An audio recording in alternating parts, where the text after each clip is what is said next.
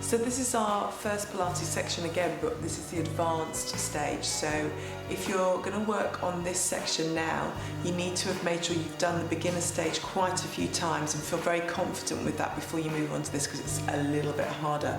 Okay, so you ready, Alison? Babies are nicely asleep, so we can let them sleep whilst we do some exercise. So what I want you to do is come onto your hands and knees again. So go onto your hands and knees and go into that on all fours position that you know really well. And we're going to start off with the idea of that cat kneading, but we're going to make it a little bit harder.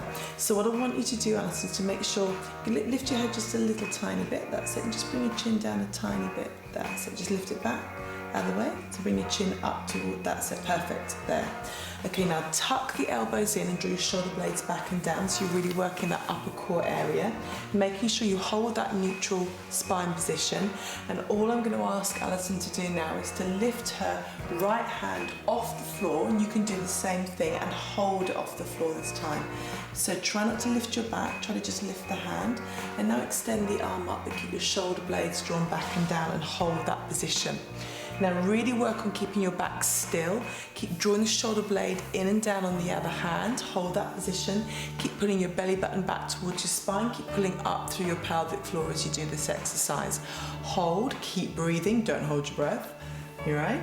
Yeah. Okay, and then change sides. So just take the other hand up. Now connect to your core muscles as you take the hand. Keep drawing the shoulder blade back and down. Keep the back of the neck nice and long. Keep pulling the tummy muscles in, and try not to lean over to one side. Keep your body weight as central as you can, holding that position, and then release and change sides again. Now we can make this harder. We're going to do it one more time with just one hand. To make it harder, we would lift a leg up at the same time. Now I'm going to ask Alison to stay with just the arm lift. I'm going to show you how to do it with one leg lift. This really is advancing it quite a lot. Change arms again. So if you're going to do it with the leg lift, make sure you're in your neutral position, tummy muscles drawn in nice and tight, and you lift up one hand. So if you lift one hand up, Alison, and then I'm going to actually lift the opposite leg. But I'm not going to lift my whole leg off the floor. I'm just going to slide the leg back and hold that position. Really important as I do this that I don't lean to the opposite side. Yeah, you're keeping my body weight as centered as I can, and your supporting arm should feel like it's working really hard. If it's not, you know you're leaning too much into the other hip, the supporting leg. Okay, and then release and change sides again. So you're going to lift the arm up, and then I'm just going to add a leg slide back. Now only do the leg slide back if you really are confident. You're holding your core muscles, your tummy muscles are pulled in nice and tight. You're drawing your shoulder blades back and down, holding that position, and then release. So you can just sit back now, Alison, and just relax. And we're going to do a stretch now for the back where we sit back. So you're just going to relax back and just relax down. That's it. And just hold that position and just have a little bit of a rest. Okay, and now we're going to do our next exercise, which is a press up position. Now we did this in the antenatal, so you'll have done these before, but you may not have done it for quite some time. So this is definitely an advancement. So we're going to start off with just some gentle ones. So Alison, if you come up into your all fours position, exactly the same as before. Hold your arms slightly narrow, so just bring them in slightly towards each other. So the emphasis on this press up is to work the tricep muscles rather than the chest. The chest will work a little bit as well. You're drawing the shoulder blades back and down. Now imagine you've got a pencil underneath each armpit, so tuck your arms right in, that's it. And now what you're going to do is bend the elbows and start to lower your nose towards the floor. Now the temptation to lift back up is to let the chin come out, yeah, and the elbows to come out. So what I want you to do is think about the elbows going back towards your knees. Keep your chin in, so you're looking down at the floor, just at George's feet there. So again, lower down, perfect, and lift back up again, and keep repeating. Now breathe as you work through this. Try and breathe out as you lift and lower. So take a breath in, and exhale. You okay? Yeah. Slower is harder, so if you're doing it on one long slow breath, it's quite hard. Go for two more for me. Keep tucking those elbows in, keep drawing the shoulders down away from the neck. And rest it there. And relax. And you can sit back onto your heels again. And relax, that's good. So what we're going to do now is the option to do another set of these. Now you can stop now and move on to the next section, just forward on through your DVD. or you can do another set with this now. So again, if you're really tired, sit this one out. If you feel you've got some more strength, you can go again.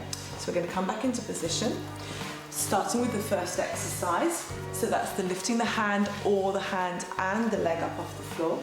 So draw the shoulder blades back and down, tummy muscles in nice and tight. Take a breath, make sure you're in your neutral position, nice little small curve in your lower back, tummy pulled in. And take a breath. As you exhale, lift your right arm up, lifting up. That's good. So you'll be lifting the opposite arm to we're lifting at the moment, that's fine. Okay, and then if you're working the leg, you slide the left leg out. Draw your shoulder blades back and down, pull your tummy muscles in, and then release and change sides. Keep drawing the shoulder blades back and down. Lift the arm up first. If you are working the leg as well, slide the leg out, but make sure you keep your body completely balanced as you do that. Try to look down at the floor, just listen to my voice if you can, and change again. Make sure you're keeping your back nice and still again, and imagine you're balancing a glass of water on your back. Hold that position, sliding the leg out as well if you want to. Keep pulling your belly button back towards your spine. Remind yourself of that pelvic floor and release. And we'll go again. Last one. Option to take the leg out. Keep pulling your tummy muscles in, shoulder blades drawn back and down. And release it. Now we're going to go straight into that press up set. Draw the shoulder blades back and down, tummy muscles in. Take a breath, inhale as you exhale, lower down, tucking the elbows in. And lift back up again. Good. And again, lower down, breathe all the way through. How are you doing, Alison? Are you all right? Yeah, that's fine. Keep going, guys. Keep working through. Now I'm going to ask you to do another 7. Yeah? Yep. Okay.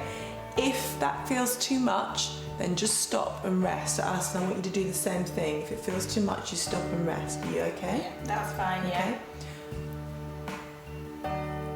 Keep drawing the shoulders down away from the neck. Keep breathing. Keep pulling your tummy muscles in.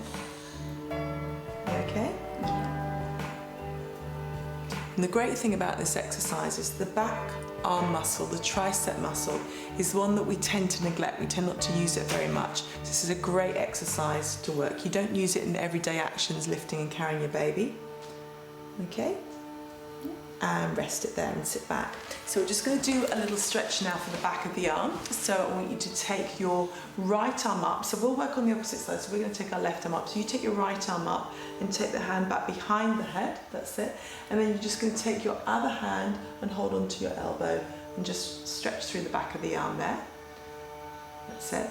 So each of the sections of this DVD always has stretches built into the section. Now this means that you can do the section on its own. You don't have to do a separate warm-up, you don't have to do a separate cool-down for these Pilates and stretch sections. So all you need is about 10 to 12 minutes to do one section at a time, and that means you can fit this in whenever you want really. And the other side. That's it. Excellent. Okay, and release. Now we're going to do our pelvic floor exercises, but again we're going to advance it a little bit. So we're going to go into our seated position. So we're going to add some other movements in as well. Now we're going to do an exercise called the dumb waiter. Again, you may have seen this before. So you're going to place your hands as if you were carrying a tray. This is why it's called the dumb waiter. Now it's really important when you do this to tuck the elbows in nice and tight, and trying again to look up so that the chin isn't dropping down towards your chest, and likewise you're not looking up towards the ceiling. Just bring your chin back towards your neck slightly. It's as if you're giving yourself a double chin without looking down. Perfect. This gives a nice long line to the spine. Now take a breath, inhale, and as you exhale, part your hands, keeping your elbows into your side, and squeeze your shoulder blades into the middle of your spine. So take the other arm back as well. Incidentally, if you are having to hold your baby when you're doing this, you can do one hand at a time. So you can hold with one hand and take the arm out to the side. Now, whilst holding this position, go up through your 5 floors with the pelvic floor. So come up first, second, third, fourth, fifth, and slowly release the pelvic floor, release the arms. So take a breath in, inhale. As you exhale, part the hands, squeeze the shoulder blades together, and come up through the floors. Take another breath as you do this. Come up first, second, third, fourth, fifth, and then slowly release it. Try to make sure you're keeping the space from your ear to your shoulder nice and long, so the shoulders relax down. Take another breath and part again. Part the hands, squeeze between the shoulder blades, and keep pulling up through the pelvic floor. Now, Alison is holding a lovely tall spine position here. I want to make sure you can see this lovely spine position that she's holding. And that's what I want you to do as well. Nice and tall. Release. Let's do this 2 more times.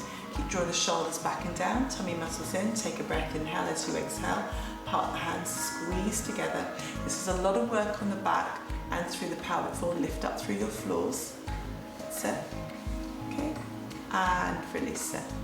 Okay, I'm going to ask Alison to do one more, but we're going to change the pelvic floor exercise. So part the hands again, squeeze between the shoulder blades, keep your chin in.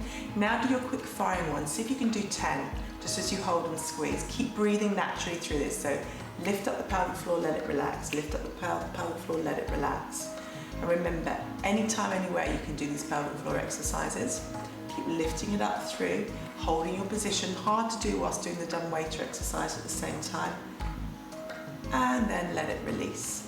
Okay, we're going to do a stretch for the back now. So remember that cat stretch we did, but we're going to do that now, Alison. So come into your on all fours position, and this is really good for releasing tension in the back. So lifting up, doing your cat stretch. Good. Okay, and drop the chin down towards the chest. Just releasing through that spine. And another really nice stretch to do after your cat stretch is one to add a little bit of rotation. This really helps with all the muscles going down in this part of the back here, particularly if you feel a bit tighter on one side than the other. And when you're carrying a baby, often you carry on one side, and this can make the back a little bit imbalanced. So Alison, what I want you to do is, it's called threading the needle. So you're going to drop back a little bit and drop your hand through and relax back.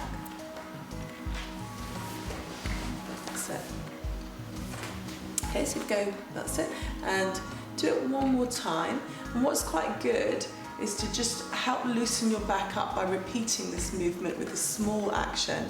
And then I'm going to ask Alison to do it one more time, and this time she's going to hold her arm down and try and relax her body down and her shoulder down towards the floor. And giving yourself a bigger stretch. Okay, and then release and come back up. I'm just going to do that to the other side this time. So release the arm through, and then lift back up again. I'm going to repeat that through another 3 times, getting a nice bit of movement into this area of the back here. And when you're lifting a child, picking them up all the time and feeding constantly, all this area of the back gets really stiff, so this is a really nice movement to do. And then take the arm through and hold it, stretching through. If you can, relax your shoulder right down to the floor. That's it. Getting a nice big stretch through the back here. And release it. Well done. And sit back.